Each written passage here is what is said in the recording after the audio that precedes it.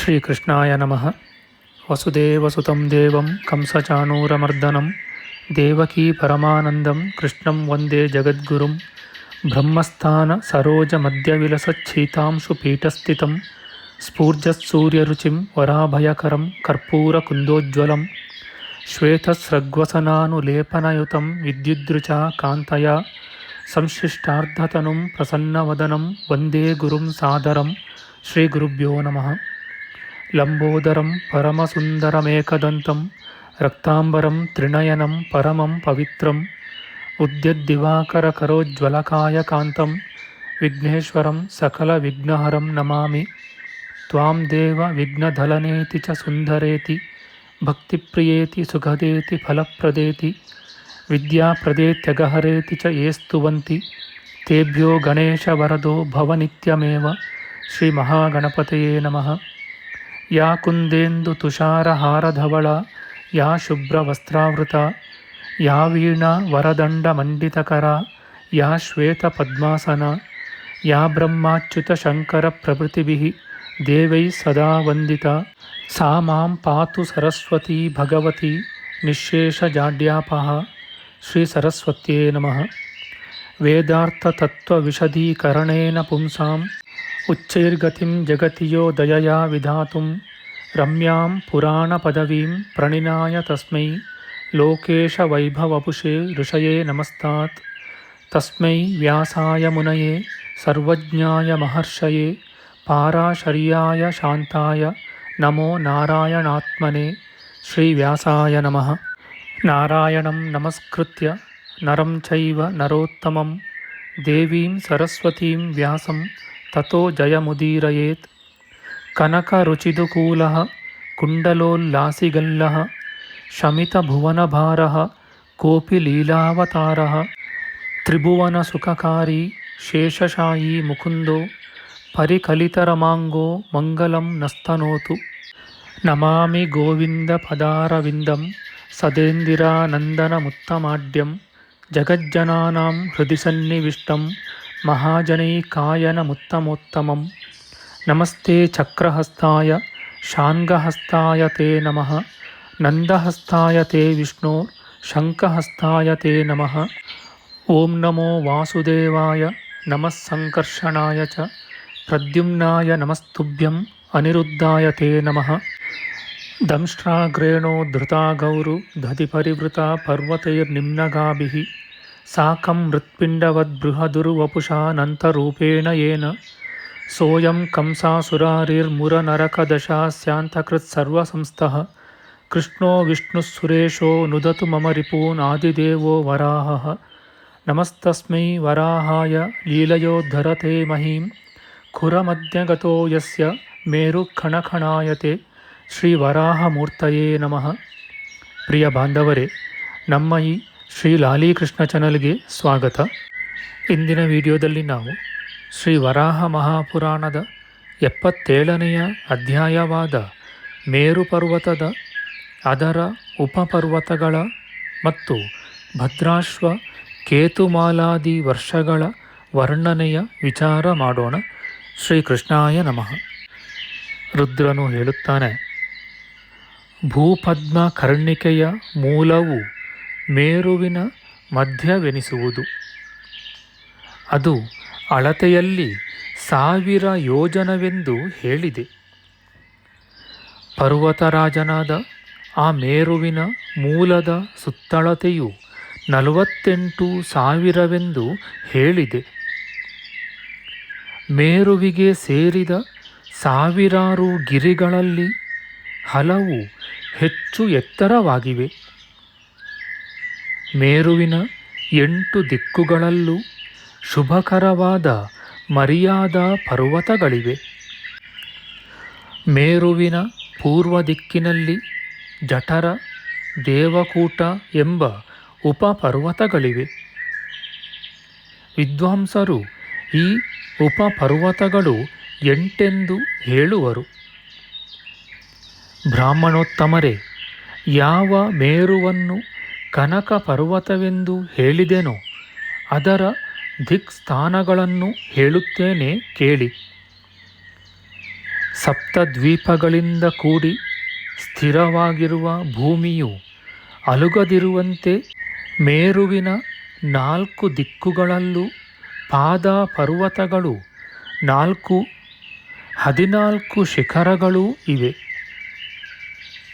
ಅವು 10,000 ಯೋಜನ ಉದ್ದ ಎತ್ತರ ಉಳ್ಳವೆಂದು ತೋರುತ್ತದೆ.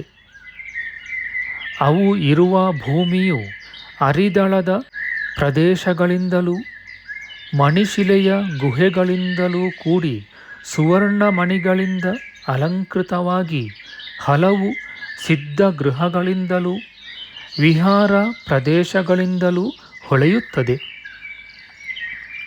ಮೇರುವಿನ ಪೂರ್ವ ಭಾಗದಲ್ಲಿ ಮಂದರವು, ಅದರ ದಕ್ಷಿಣದಲ್ಲಿ ಗಂಧಮಾದನವು, ಪಶ್ಚಿಮದಲ್ಲಿ ವಿಪುಲವು, ಉತ್ತರದಲ್ಲಿ ಸುಪಾರ್ಶ್ವವು ಪಾದ ಪರ್ವತಗಳಾಗಿವೆ. ಅವುಗಳ ಶಿಖರಗಳಲ್ಲಿ ಬೇಕಾದಷ್ಟು ಜನ ದೇವ ದೈತ್ಯಾಪ್ಸರರು ಸೇವಿಸುವ 4 ಮಹಾವೃಕ್ಷಗಳಿವೆ. ಮಂದರಗಿರಿಯ ಶಿಖರದಲ್ಲಿ ಕದಂಬವೆಂಬ ವೃಕ್ಷವಿರುವುದು. ಆ ಕದಂಬ ವೃಕ್ಷವು ಬಹಳ ಉದ್ದವಾದ ಕೊಂಬೆಗಳುಳ್ಳದ್ದಾಗಿ ಯಾವಾಗಲೂ ಅರಳಿದ ಕೇಸರಗಳುಳ್ಳುವಾಗಿ ಸುಗಂಧದಿಂದ ಮನೋಹರಗಳಾದವು. ದೊಡ್ಡ ಕೊಡಗಳಷ್ಟು ಗಾತ್ರದವೂ ಆದ ಹೂಗಳಿಂದ ಸೊಗಸುತ್ತಿರುವುದು. 1000ಕ್ಕಿಂತಲೂ ಹೆಚ್ಚಾಗಿರುವ ಭೂತ ಭಾವನಗಳಾದ ಆಶ್ರಯ ಅಥವಾ ಗೃಹಗಳಿಂದ ಎಲ್ಲ ಕಡೆಯೂ ಪರಿವೃತವಾಗಿ ಸುಗಂಧಗಳಿಂದ ದಿಕ್ಕುಗಳನ್ನು ತುಂಬುತ್ತಾ ಇರುವ ಭದ್ರಾಶ್ವವೆಂಬ ವೃಕ್ಷವು ಆ ಭದ್ರಾಶ್ವ ವರ್ಷದಲ್ಲಿ ಧ್ವಜದಂತೆ ಇದೆ. ಮಹಾವೃಕ್ಷವಾದ ಅದು ಸುಂದರ ರೂಪವುಳ್ಳದ್ದು, ಕಾಂತ್ಯೈಶ್ವರ್ಯಗಳುಳ್ಳದ್ದು, ಕೀರ್ತಿಯುಳ್ಳದ್ದೂ ಆಗಿದೆ. ಅಲ್ಲಿಯೇ ಸಾಕ್ಷಾತ್ ವಿಷ್ಣುವು ಹಯಗ್ರೀವನಾಗಿ ಸಾವಿರಾರು ಜನರಿಂದ ಅಥವಾ ಲೋಕದಿಂದ ಸಿದ್ಧ ಮಂತ್ರಗಳಿಂದ ಸೇವಿತನಾದನು. ಅಲ್ಲದೆ ಆ ದೇವೋತ್ತಮನು ಆ ಸಾನು ಪ್ರದೇಶವನ್ನು ಮತ್ತೆ ಮತ್ತೆ ಕೇಳಿದನು. ಆ ಜಂಬೂ ದ್ವೀಪದಲ್ಲೆಲ್ಲ ಶ್ರೇಷ್ಠವಾಗಿಯೂ ಆ ಅಶ್ವಮುಖನಾದ ಹರಿಯು ನೋಡಿದುದಾಗಿಯೂ ಇರುವ ಆ ವರ್ಷವು ಭದ್ರಾಶ್ವವೆಂದು ಆ ದೇವನ ಹೆಸರಿನಿಂದಲೇ ಪ್ರಸಿದ್ಧವಾಯಿತೆಂಬುದರಲ್ಲಿ ಸಂದೇಹವಿಲ್ಲ. ದಕ್ಷಿಣ ಶೈಲ ಶಿಖರದಲ್ಲಿಯೂ 2 ಸೇವಿಸತಕ್ಕವು. ಹೂಗಳಿಂದಲೂ ಹಣ್ಣುಗಳಿಂದಲೂ ತುಂಬಿರುವ ಕೊಂಬೆಗಳಿಂದ ಒಪ್ಪುತ್ತಿರುವ ದೊಡ್ಡ ನೇರಳೆಯ ಮರವು ಅವುಗಳಲ್ಲೊಂದು. ಆ ಮರದಿಂದ ಯಾವಾಗಲೂ ಒಂದೇ ಸಮವಾಗಿ ಅಮೃತದಂತೆ ಸಿಹಿಯಾಗಿಯೂ ಸುವಾಸನೆಯುಳ್ಳದ್ದಾಗಿಯೂ ಇರುವ ಹಣ್ಣುಗಳು ಗಿರಿ ಶಿಖರದಲ್ಲಿ ಬೀಳುತ್ತವೆ. ಆ ಉತ್ತಮ ಗಿರಿವರದಿಂದ ಹರಿಯುವ ಜಂಬೂಫಲ ರಸದ ವಿಶಾಲವಾದ ನದಿಯು 2ನೆಯದು. ಅಲ್ಲಿ ದೇವತೆಗಳಿಗೂ ಅಲಂಕಾರವಾಗುವ ಅತಿ ಸುಂದರವಾದ ತೇಜವೂ ಅಗ್ನಿಪ್ರಭೆಯೂ ಉಳ್ಳ ಅಸದೃಶವಾದ ಜಾಂಬೂನದವೆಂಬ ಹೆಸರಿನ ಸುವರ್ಣವು ಇರುವುದು. ದೇವ, ದಾನವ, ಗಂಧರ್ವ, ಯಕ್ಷ, ರಾಕ್ಷಸ, ಗುಹ್ಯಕರೆಲ್ಲರೂ ಅಮೃತದಂತೆ ಇರುವ ನೇರಳೆಯ ಹಣ್ಣಿನ ರಸವನ್ನು ಪ್ರೀತಿಯಿಂದ ಕುಡಿಯುವರು. ಲೋಕದಲ್ಲಿ ಅತಿ ಪ್ರಸಿದ್ಧವಾಗಿರುವ ದೊಡ್ಡದಾದ ಜಂಬೂ ವೃಕ್ಷವೂ ನದಿಯೂ ಆ ವರ್ಷದ ದಕ್ಷಿಣ ಭಾಗದಲ್ಲಿದೆ. ಅದರ ಹೆಸರಿನಿಂದಲೇ ಆ ದ್ವೀಪವನ್ನು ಜನರು ಜಂಬೂ ದ್ವೀಪವೆಂದು ಕರೆಯುವರು. ವಿಸ್ತಾರವಾದ ಆ ಮಹಾಪರ್ವತದ ದಕ್ಷಿಣದಲ್ಲಿ ಜಾತಿಯಲ್ಲಿ ಉತ್ಕೃಷ್ಟವೂ ಅತಿ ಮಹಿಮೆಯುಳ್ಳದ್ದು ಅತ್ಯುನ್ನತವೂ ದಪ್ಪವಾದ ಪ್ರಕಾಂಡವುಳ್ಳದ್ದು ಹಲವು ಪ್ರಾಣಿಗಳಿಗೂ ಗುಣಗಳಿಗೂ ನೆಲೆಯೂ ಆದ ಅಶ್ವತ್ಥ ವೃಕ್ಷವೂ ಇದೆ. ಆ ಮರದಲ್ಲಿ ಎಲ್ಲ ಋತುಗಳಲ್ಲೂ ಮಾಲೆಯ ಚಿಹ್ನೆಯಿಂದ ಕೂಡಿದ ಅಲ್ಲಿಯ ಧ್ವಜವನ್ನು ನೋಡಿ ದೇವ ಗಂಧರ್ವರೂ ಸೇವಿಸುವ ಮನೋಹರವೂ ರುಚಿಕರವೂ ಶುಭವೂ ಆದ ಕೊಡದಷ್ಟು ಗಾತ್ರದ ಹಣ್ಣುಗಳಿರುವವು. ಬ್ರಾಹ್ಮಣೋತ್ತಮರೇ, ಅಲ್ಲಿ ಕೇತುಮಾಲೆ ಎಂಬ ಹೆಸರಿನಿಂದ ಪ್ರಸಿದ್ಧವಾಗಿರುವ ವರ್ಷಕ್ಕೆ ಆ ಹೆಸರು ಏತರಿಂದ ಬಂದಿತೆಂಬುದನ್ನು ಸರಿಯಾಗಿ ತಿಳಿಯಿರಿ. ಕ್ಷೀರ ಸಮುದ್ರ ಮಥನವು ನಡೆಯಲಾಗಿ ಇಂದ್ರನು ಅಲ್ಲಿಗೆ ಬಂದು ತನ್ನ ಕತ್ತಿಯಲ್ಲಿರುವ ಮಾಲೆಯನ್ನು ಅಲ್ಲಿದ್ದ ಒಂದು ಕೇತುವಿನ ಅಂದರೆ ಧ್ವಜದ ಮೇಲಿರಿಸಿದನು. ಆದುದರಿಂದ ಬಳಿಕ ಅದು ಕೇತುಮಾಲೆ ಎನಿಸಿಕೊಂಡಿತು.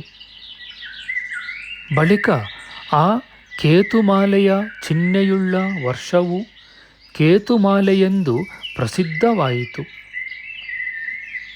ಸುಪಾರ್ಶ್ವ ಪರ್ವತದ ಉತ್ತರ ಶಿಖರದಲ್ಲಿ ವಟವೆಂಬ ದಪ್ಪವಾದ ಕಾಂಡ ಪ್ರಕಾಂಡಗಳುಳ್ಳದ್ದು 3 ಯೋಜನ ಸುತ್ತಳತೆಯುಳ್ಳದ್ದು ಸುತ್ತಲೂ ಕೊಂಬೆಗಳಿಂದಲೂ ಅವುಗಳಿಂದ ಜೋಲುತ್ತಿರುವ ಬಗೆ ಬಗೆಯ ಬಿಳಿಲುಗಳ ಸಮೂಹವೆಂಬ ಮಾಲೆಗಳಿಂದ ಅಲಂಕೃತವಾದುದು ಆಗಿರುವ ಆಲದ ಮರವಿದೆ.